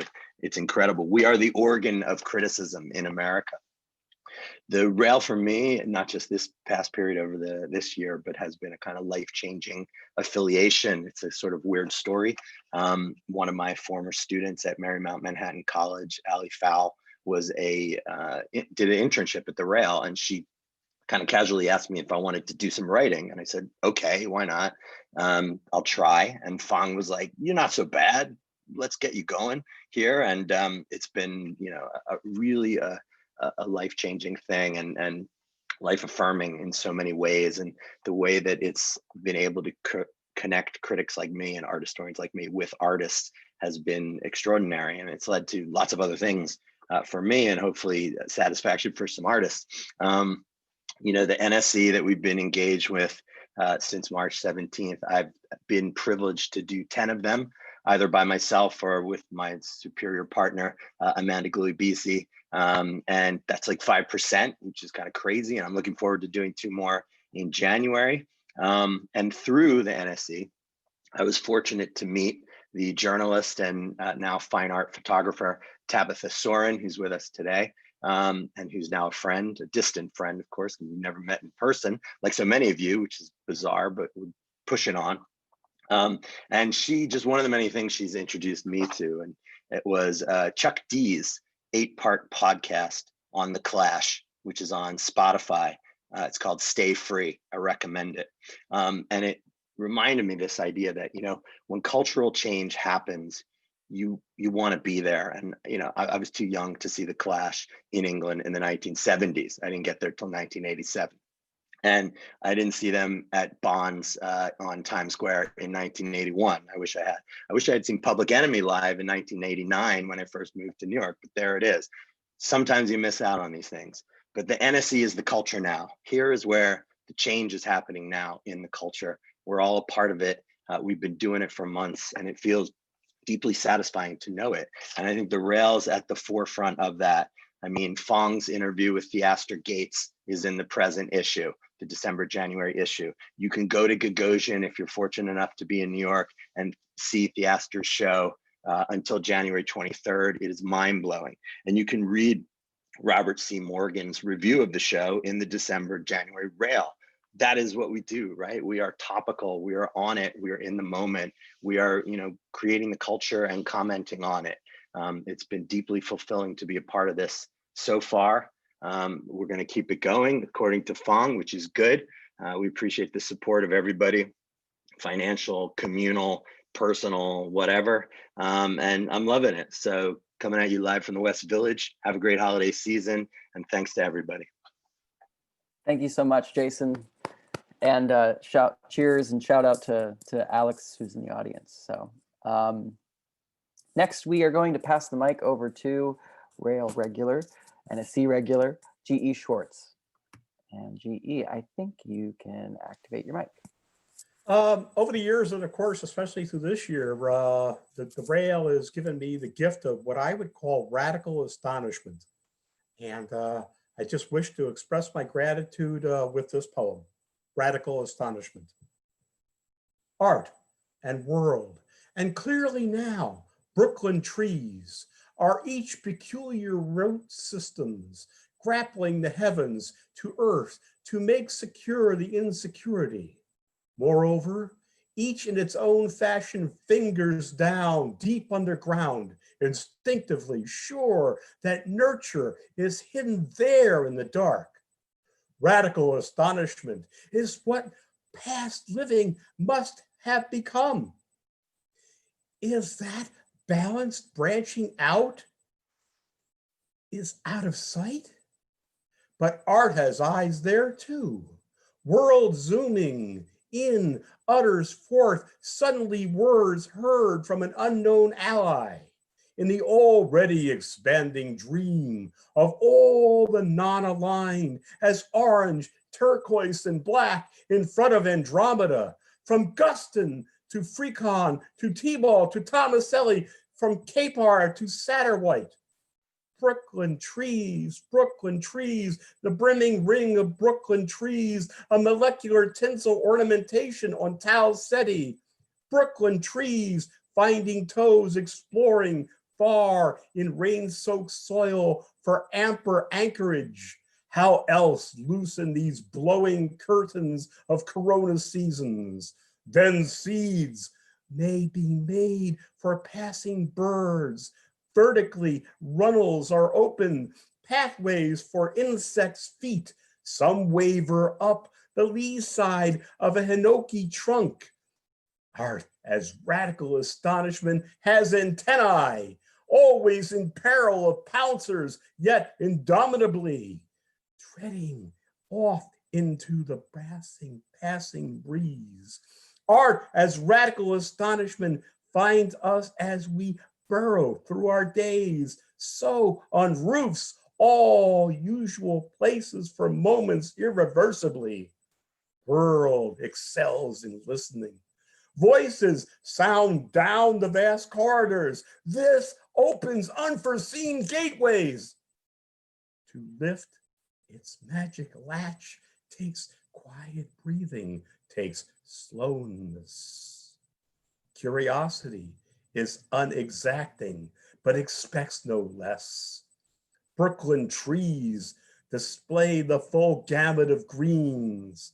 These, not the trees, these things of the world, makes verdant its murmuration. From frame through aperture to poema. I thank you. Thank you so much, GE. Thank you for sharing that. That was beautiful. Thank you for sharing with us the radical astonishment. It's been a pleasure. Thank you. Next, I'm going to hand the mic over to our friend on the West Coast, Roxanne Steinberg. Roxanne? Yeah, am I here? Can you hear me? Yes, the mic works. It works. Yeah. Okay, let's see. I can't see myself. That's important. Okay, I don't know why, but you can all see me, right? Yes.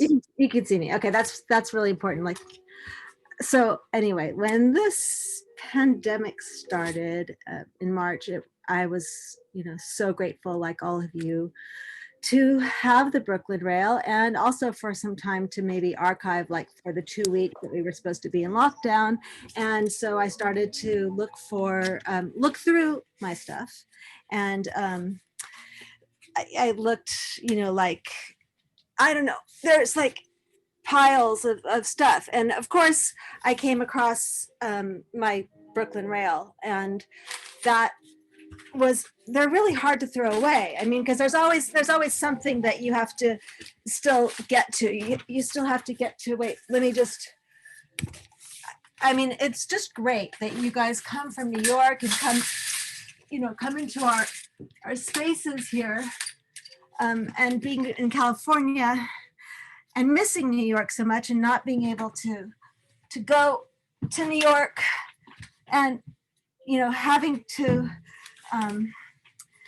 shuffle through all this stuff. I was really grateful to have my copy of the Brooklyn Rail available, and of course they're just impossible to throw away. Anyway, what I really want to do is share a bit of California with you. Oh, the garden is still, we haven't taken away all this was cucumbers before, but anyway, we haven't gotten rid of all the cucumber. There's tomatoes too. I'll take you, but there's really something that's particularly special about California. It's something, oh, this is important. I'm gonna need this. It's something, I'm not sure what's still here. All this wasn't taken down. This is where we had the tomatoes.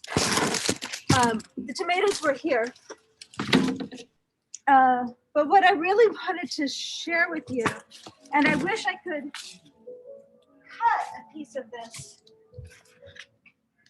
because they're not just oranges, they're not just California oranges. Actually, these are super special. And what's in here is I think, this is it's a bit of my blood and my heart, and that's what you've been for me. I really appreciate everything that you've done. Thank you so much. Roxanne, that was incredible. Thank you for taking us to the fruits of where you are and of this year. Thank you so much. Thank you.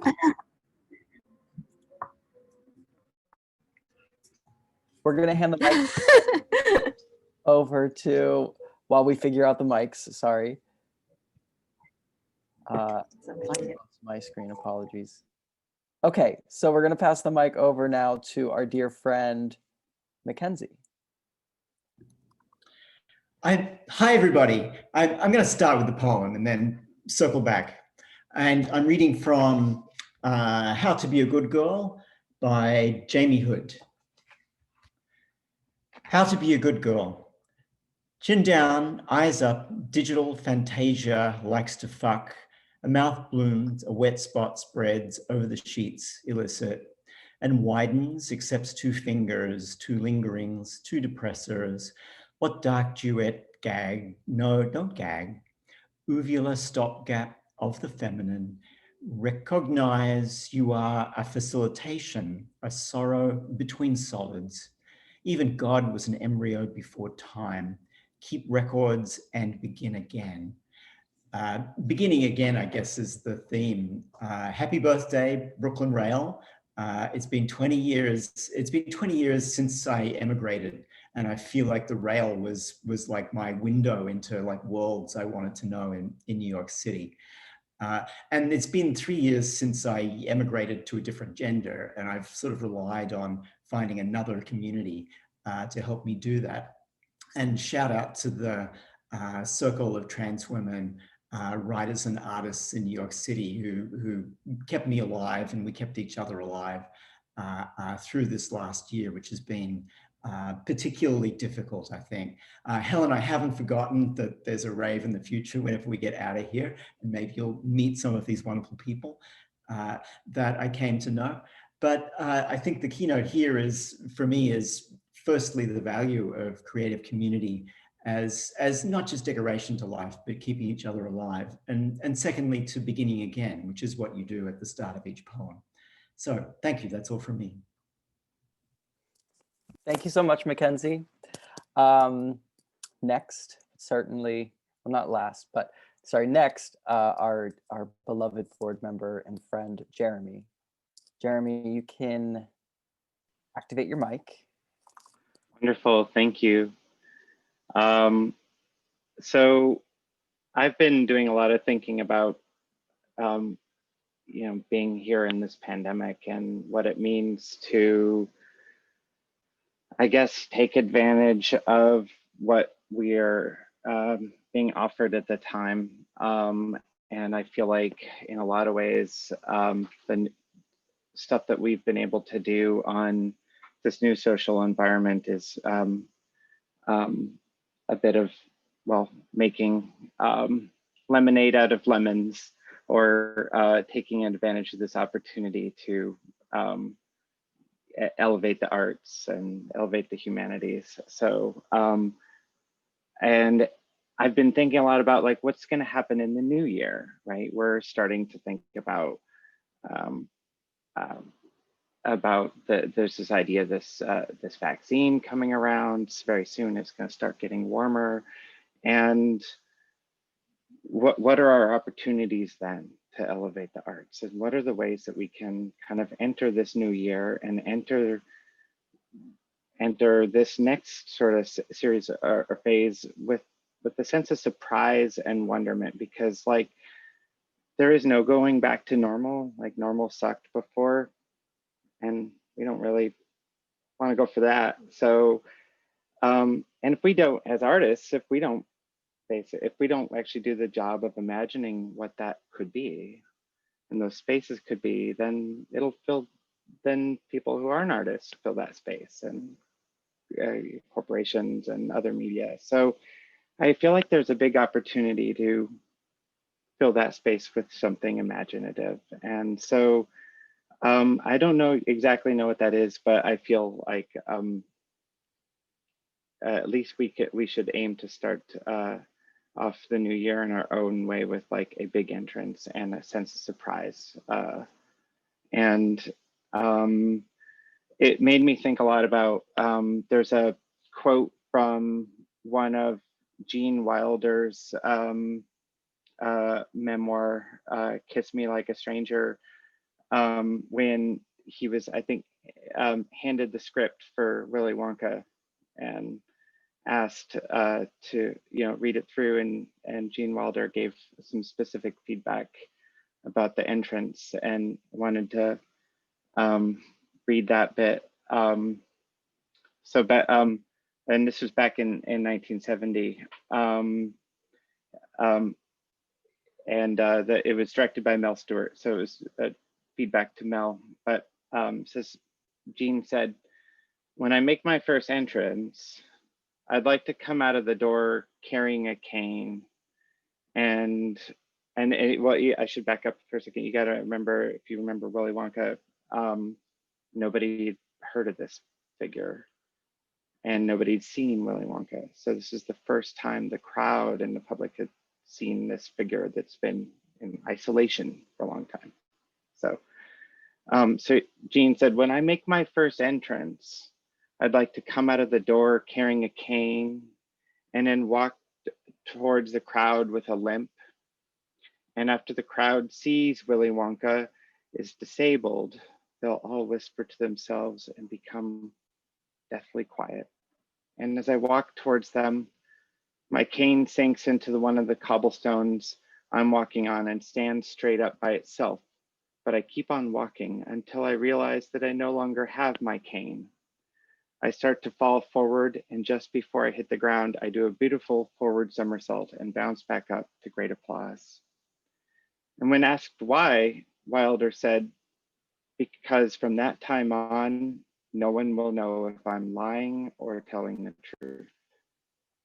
So when the entrance happened, I just found it to be like a magical play with audience and perception of reality. So Nick, did you have that clip?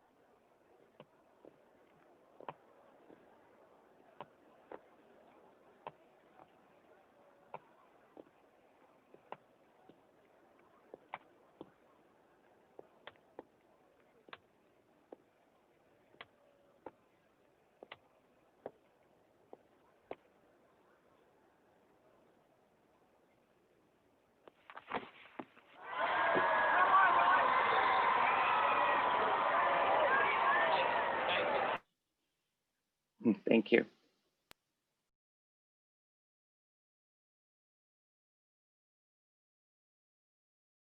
Thank you, Jeremy. Thank you for sharing that with us. Last but certainly not least, I'm going to pass the mic over to the Rail's own and beloved JC.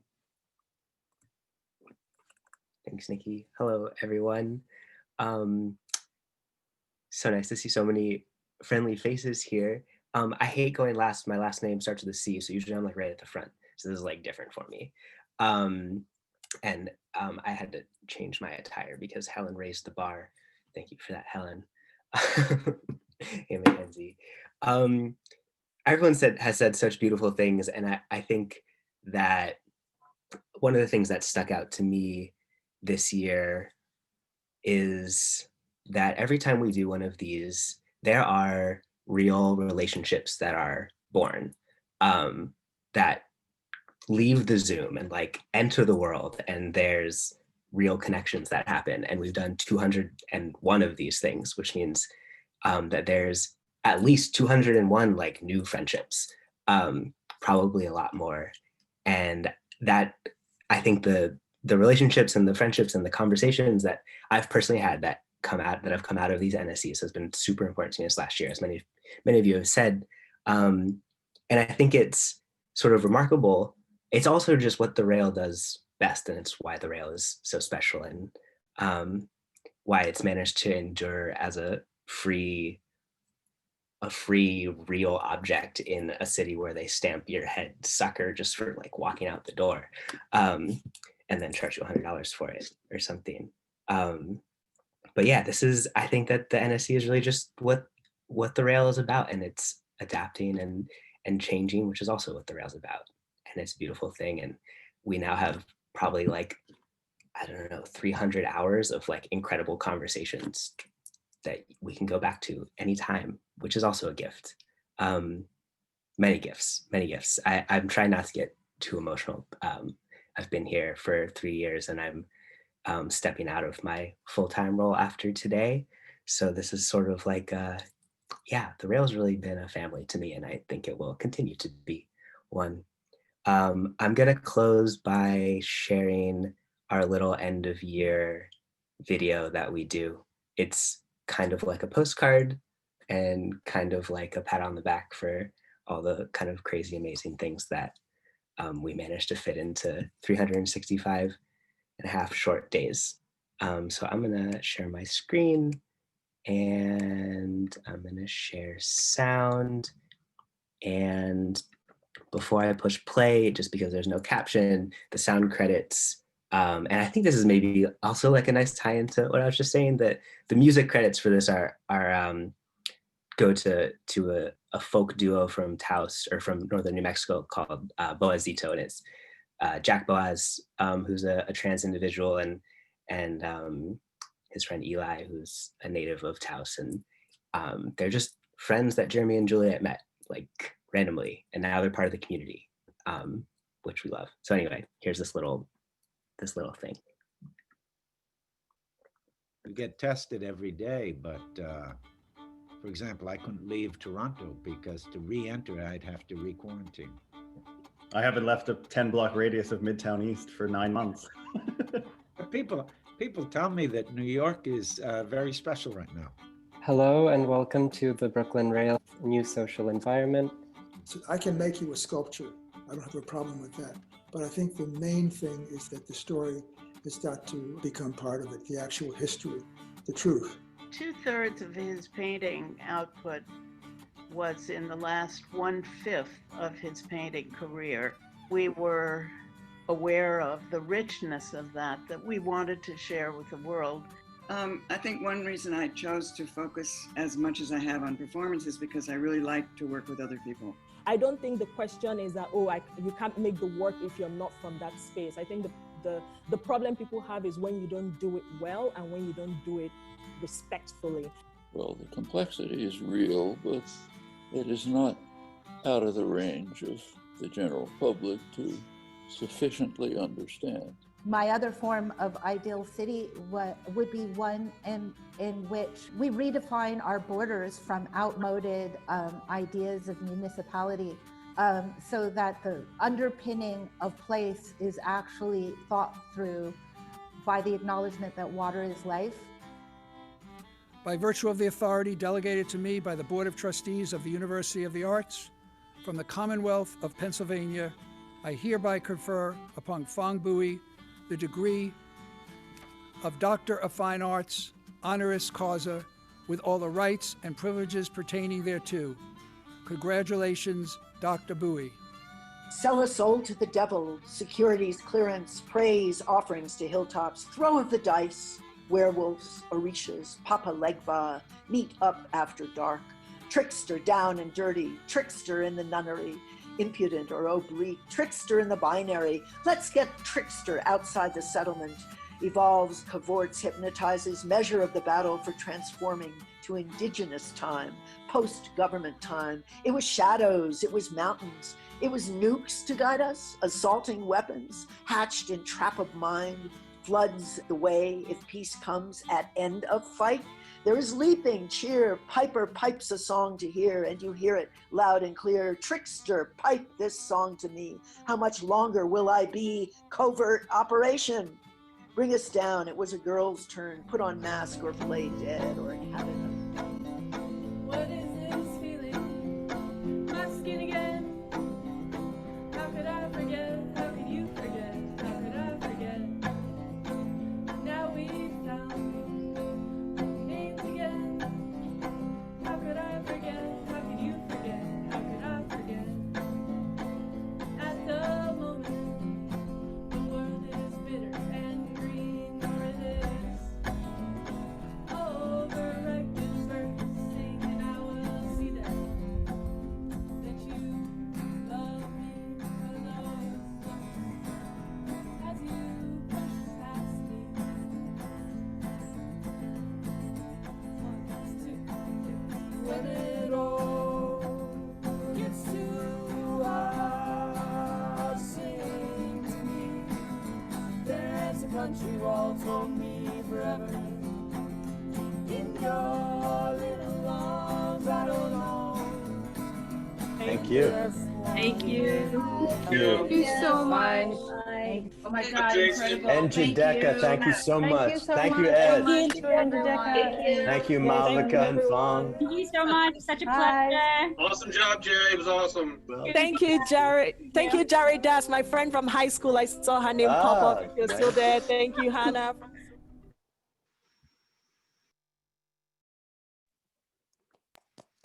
Thank you so much, JC.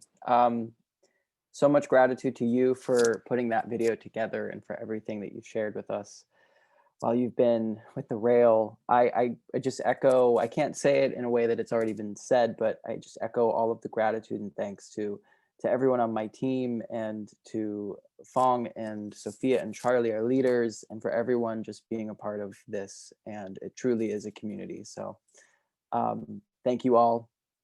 I think we're gonna wrap it up here by handing it over to our dear Charlie Schultz, managing editor, who is going to propose a toast. So if everyone has a glass, perhaps real or imaginary, Charlie, lead us to the celebration. Thanks, Nick. Thanks, everyone. Thanks, Helen, for raising the bar. John, for meeting the bar. To do this properly, I need to go downstairs to the bar. I drank my whole drink watching John's beautiful video. If any of you knew me at a real holiday party, you would always find me at the bar. I'm very good at sending messages with my eyes, which has made me an effective Zoom collaborator. This is my mother. She is also a loving Rail community member. Big time. Mom, would you mind grabbing me the lemon, the Worcester sauce, and the Bloody Mary mix? I'm gonna make a Bloody Mary. It's for me, but in my heart, it's also for all of you. A little bit of Worcester.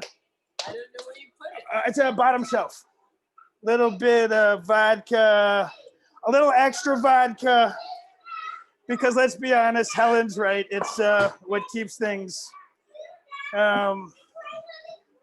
pleasurable. The spiritual weather that we're all moving through. Thanks, Mom. Thanks, Mom. I have to say, the thing that's really warmed my heart is watching how much this 20-year-old institution, organization without a mission statement was willing to become something completely different. More or less at a moment's notice. A group of humans who were hired to do something every month became a group of humans who dedicated themselves to doing something every day. And I want to also take a moment to shout out to all of our amazing section editors who were right with us at the beginning of the pandemic when the decision was made to stop printing the issues, a decision that was never made before in the history of this paper, and who, despite all of the craziness going on in their lives, were were able to meet all the deadlines that we reimposed in fall when things went back to publishing schedule, which was, to my sense as the managing editor, the proof in the porridge, so to speak. You know, it's a lot of love over email and over the phone, but the action, the work it takes, and the dedication it takes to do the work that they all do, to keep their writers motivated, to keep their writers moving, to keep all of it going forward. You know, that's where it really all is. That's where all of our attention and focus and energy meets the reality of our situation. And I guess I just want to end the year by you know, taking my hat off to Fong, who didn't hesitate when it came to changing the platform that the Rail used. Have my hat off to all of the section editors who you know, rode this roller coaster with their hands off the safety bar and the entire time. To all of our production assistants, you know, none of us had ever done anything like this, and everyone banded together in a way that yeah, that generated something that is maybe two steps beyond camaraderie. Maybe it's the camaraderie that Helen was talking about in those moments of world-changing situations that you don't plan to be a part of, and you wind up in, and then you kind of navigate your way through, and it feels like you're just kind of surviving and you are improvising. But you know, after 200 episodes, I'm just so inspired every day by the commitment and the decisiveness and the decision to make it awesome every day. Like 200 episodes, and the amount of care that went into the one we did yesterday, it was just as much as the one we did on March 18. And that's mind-boggling how our team just finds ways to work around whatever exhaustion we might feel, because I would be lying to say that there wasn't feelings of exhaustion in this year.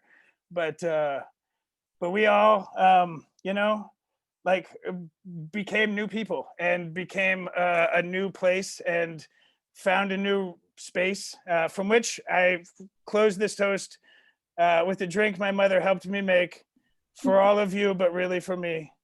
I love you, and I look forward to 2021. Happy holidays. Cheers. Cheers. Here, here. Cheers. Cheers. Cheers. Cheers. Happy anniversary. Brooklyn Rail. Congratulations. Cheers. Yay, Fong. Thank you, Jay. Thank you, everyone. Thank you so much. Thank you. Thank you. Thank you, everybody. Thank you, Roxanne. Thank you. Roxanne. Hello. Thank you, Janique. Yeah. So much, Jason. Thank you, everybody. Happy holidays.